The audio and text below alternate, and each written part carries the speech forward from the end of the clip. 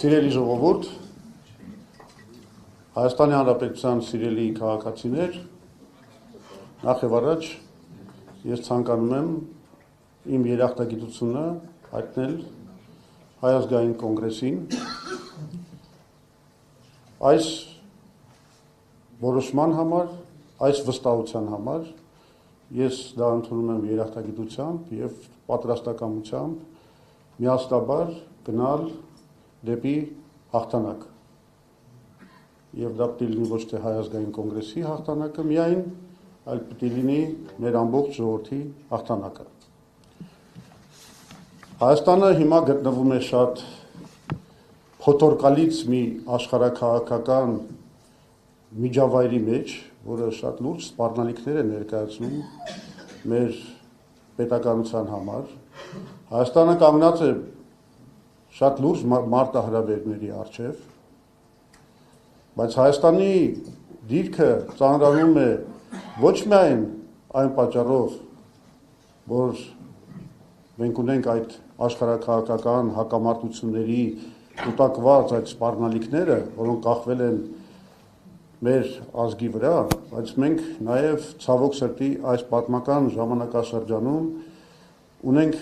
ներքին մի սպառնալիք, իդեմս այսօր գործող ռեժիմի եւ նրա պարագլխի Նիկոլ Փաշինյանի, որովհետեւ այդ իշխանությունը իր գործողություններով միայն ավելի է ահագնացնում բոլոր այն մարտահրավերները եւ սպառնալիքները, որոնք տարածվել են մեր ժողովրդի վրա։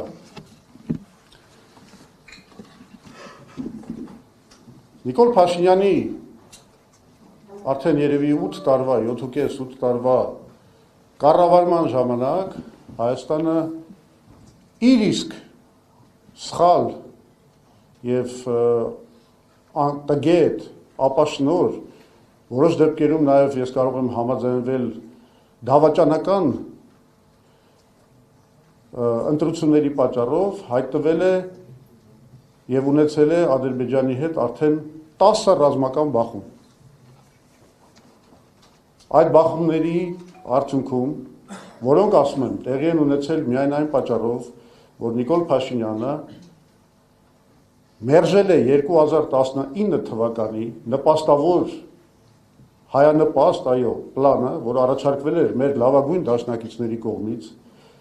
նկատի ունեմ Միացյալ Նահանգները, Ֆրանսիան եւ Ռուսաստանը, ըստ էության խարխլելով նրանց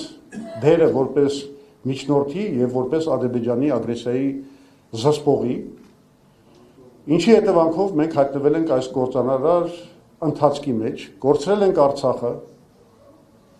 կորցրել ենք 5000 թանկարժեք կյանք, մեր զինվորների կյանքերը, կորցրել ենք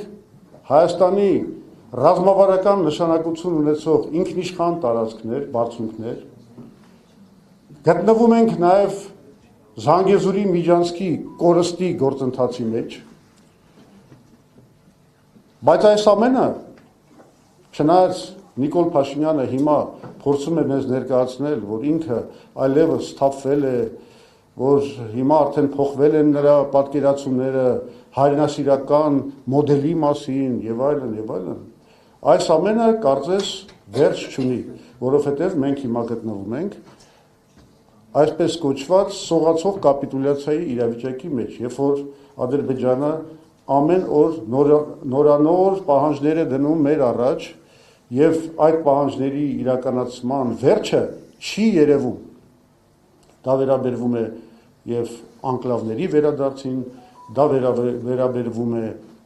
Զանգեզուրի Միջանցքի այնպիսի իրականացմանը, որը հարված է հասցնելու մեր ինքնիշխանությանը, դա վերաբերվում է 300,000 ադրբեջանցիների վերադարձի պահանջին, դա վերաբերվում է անգամ մեր ներքին գործերի մեջ խառնվելուն, սահմանադրական փոփոխություններ կատարելու, որոնք հաճո կլինեն Ալիևի քիմքին, կատարելու նաև ներքաղաքական ինչ-որ գործողություններ, օրինակի համար հարձակումներ հայ առաքելական Սուրբ եկեղեցու վրա։ Այս process-ին վերջը չի երևում։ Եվ այնուամենայնիվ, չնայած Փաշինյանը գնում է արդեն բոլոր զիջումների, կարևորագույն փաստը, որ պետք է նշենք, հետևյալն է. խաղաղություն այդպես էլ հաստատված չի։ Մենք մինչև հիմա չունենք Ադրբեջանի ստորագրությունը խաղաղության պայմանագրի տակ։ Հայաստանը իսկապես կանգնած է մի սպառնալիքի առջև, որը ես կկոչեի ադրբեջանիզացիա, ընդ որում եւ արտաքին առումով, այսինքն, որ Հայաստանը գնալով դառնում է Ադրբեջանին ինչ-որ մի ենթակա, մի վասալային պետություն, այնպես էլ նաեւ ներքին առումով, որովհետեւ կարծես այն բարքերը, որոնք տիրում են ավտորիտար Ադրբեջանում, այսօր կամաց աստիճանաբար փոխանցվում են նաեւ մեր ներքաղաքական կյանք։ Խոսենք մեր քաղաքացիների վիճակի մասին։ Այսօր բոլորդ գիտեք, որ մեր գյուղացին կքած է վարկերի այդ ծանրության տակ։ Գիտեք, որ գյուղատնտեսական այդ արտադրության եկամտաբերությունը ըստ էության գոյություն չունի, որովհետև գյուղացին բախվում է վառելիքի, պարարտանյութի, սերմացուի եւ այլ կարևոր գործոնների թանկության հետ, միևնույն ժամանակ խնդրեմ ունի իրացման հետ, որովհետեւ դա կատարվում է դժվար եւ ոչ ձեռնտու գներով։ Մենք ունենք այսօր արհեստավորներ, բանվորներ, որոնք աշխատանք չունեն կամ ստիպված են 3 տեղ աշխատել, մի կերպ իրենց ռոճիկը ստանալ եւ միևնույն է այդ չարչարանքը երբեք չի բերում նրան, որ իրենք կարողանան արժանապատիվ կերպով պահեն իրենց ընտանիքը։ Մենք ունենք այսօր գործարարներ, որոնք ընդ որում դա մասսայական երևույթ է, ենթարկվում են հարկային տերորի, ստեղծված է մի միջավայր, որը թույլ չի տալիս մեր տնտեսվարողներին զարգանալ, աշխատել եւ իսկապես զբաղվել ստեղծագործ աշխատանքով։ Խախտված է ներառականության սկզբունքը։ Այսօր Հայաստանում հարստանում են այն մարդիկ, ովքեր Նիկոլ Փաշինյանի կամ նրա անմիջական շրջապատի հետ գտնվում են բարեկամության, մերձավորության կապերի մեջ։ Շատ ահավոր է ժողովրդագրական վիճակը երկրում, որովհետև այսօր հրապարակված տվյալները ցույց են տալիս, որ ամուսնությունների թիվը քանակը պակասում է, ամուսնալուծությունների թիվը բարձրանում է, ծնելիությունը իջնում է, մահացությունը բարձրանում է։ Եվ այս ժողովրդագրական իրավիճակով մենք գնում ենք դեպի հայ ժողովրդի ուղղակի նվազեցում։ Աղետալի է ուղղակի ուղիղ օտար ներդրումների, օտար երկրներից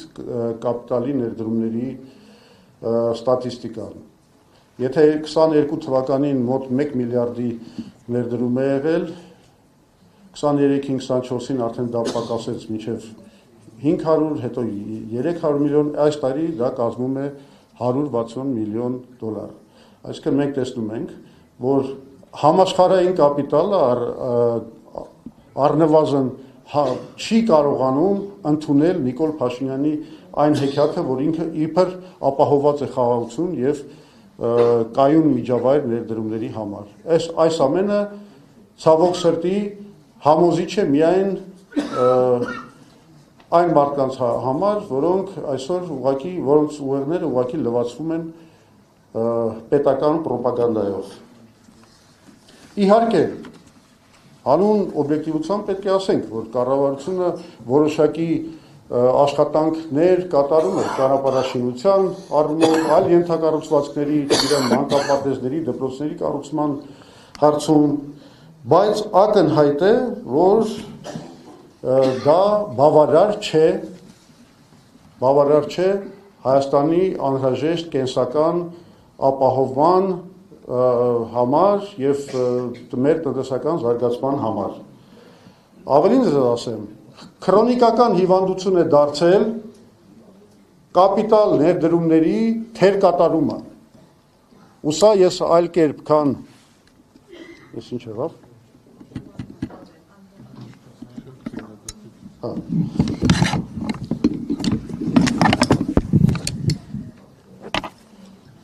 Եվ սա այլ կերպ քան հանցագործություն մեր տնտեսության նկատմամբ, մեր ներքին համախառն արդյունքի գեներացման նկատմամբ, սա այլ կերպ հնարավոր չի գնահատել։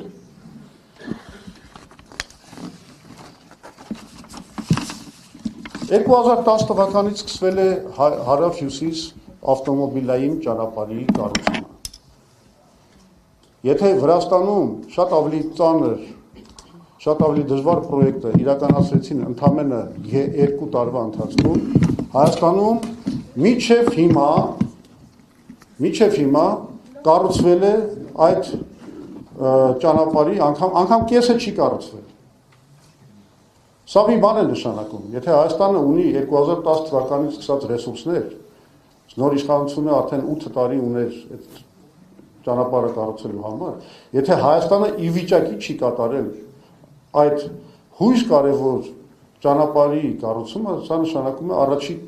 նշաններն են, որ մենք ունենք ձախողված պետություն, այն ինչ որ հայտնի է որպես failed state։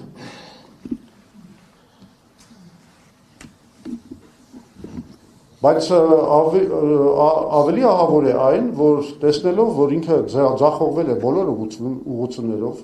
անվտանգության, տնտեսական զարգացման, Փաշինյանը անցել է մի նոր տակտիկայի, որը հետևյալն է, հարձակումներ քաղաքական ընդդիմախոսների վրա, հայ առաքելական եկեղեցու վրա, երկրում արդեն տասնյակներով քաղբանտարկյալ կա,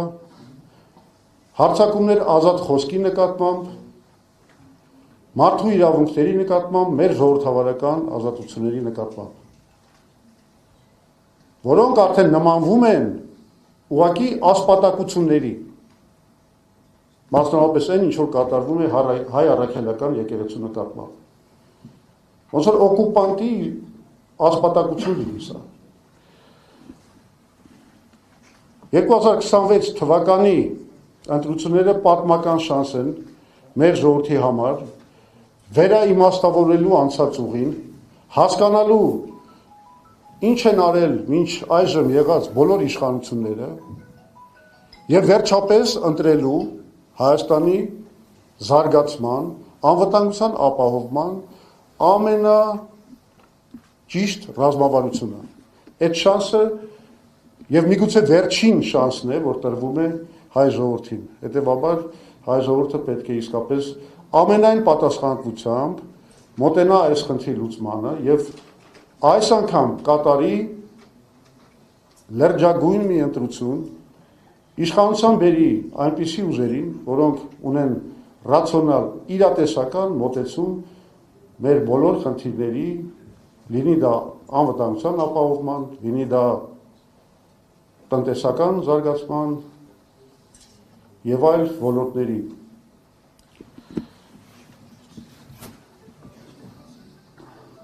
Հիմա ամփոփելով իմ ելույթը, ես ուզում եմ ասեմ, որ այս ուժը, որ այստեղ հավաքված է, այս թիմը ներկայացնում է մի քաղաքական ուժի, որը 1988 թվականի զարթոնքի ծնունդ է, որը հետո ղեկավարել է այդ զարթոնքի արդյունքում ձևավորված համահայկական ազատագրական շարժումը, հայոց համազգային շարժումը։ Սա այն ուժն է, որ կոմունիստական ռեժիմի հետ հակամարտության պայմաններում նվաճեց Հայաստանի Հանրապետության անկախությունը։ Սա այն ուժն է, որը իրականացրեց համաշխարհային ճանաչում ստացած եւ համաշխարհային ճանաչման արժանացած արմատական ազատական բարեփոխումները, որոնք ամրապնդեցին Հայաստանը, Հայաստանի Հանրապետությունը որպես պետություն։ Սա այն ուժն է, որը ղեկավարեց հայ ժողովրդի հաղթանակը Արցախյան պատերազմում։ Սա այն ուժն է, որը հասավ նրան, որ ամբողջ աշխարհը, այդ թվում Ադրբեջանը, ընդունեց Լեռնային Ղարաբաղի միջազգային իրավունքի տեսակետից սուբյեկտայնությունը, որպես խաղաղության հաստատման պլանի մի բաղադրիչ։ Ցավոք սրտի, երբ այդ պլանը մերժվեց մեր ներքին առավելապաշտների գործողությունների արդյունքով, մենք շարունակեցինք հետո մշտապես հանդես գալ Ադրբեջանին խաղաղությունը պարտադրելու կամ գոնե ուժի դիրքից այն կնքելու դիրքերից։ Մենք մշտապես դրա ջատագովն էինք եւ պարզվեց, եւ ես նորից եմ ասում, սա այն ուժն է, որ միակն էր հայկական բոլոր քաղաքական ուժերի մեջ, որը ճիշտ գտնվեց նաեւ այս հարցում, որովհետեւ դա միակ ձևն էր կանխելու այն աղետը, որ մեր հետ տեղի ունեցավ։